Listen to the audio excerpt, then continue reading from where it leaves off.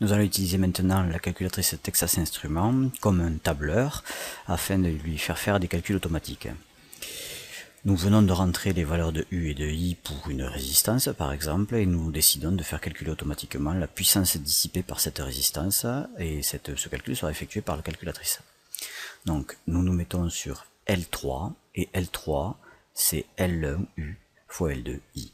Donc on tape L3, on se met sur L3 en surbrillance, seconde L1 fois seconde L2.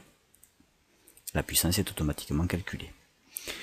Nous allons demander à la calculatrice de afficher P, la puissance, la liste 3 en fonction de la liste 2. Donc seconde statplot ou graphstat. Et nous allons sur le deuxième graphique, nous le mettons à on et nous demandons donc en xlist de mettre la liste 2 et en ylist la liste 3. Ok, statplot.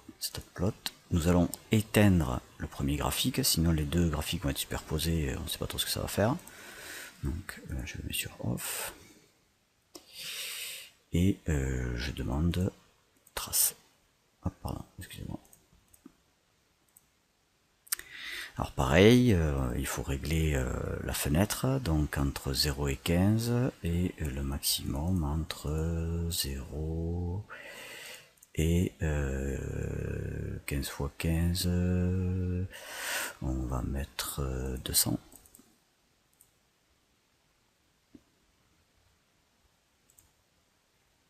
Voilà.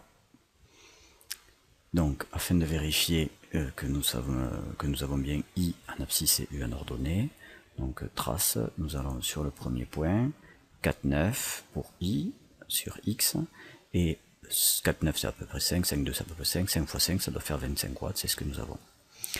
Nous pouvons demander d'effectuer le calcul de l'équation de la courbe, sachant que c'est puisque c'est une résistance, ça doit être du P égale RI carré.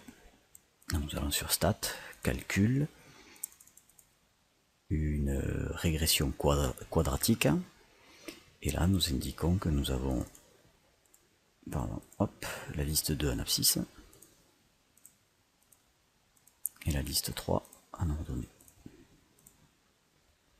Voilà, et donc nous avons P égale AI carré plus BI plus C, et nous on ne tiendra compte que de P égale AI carré.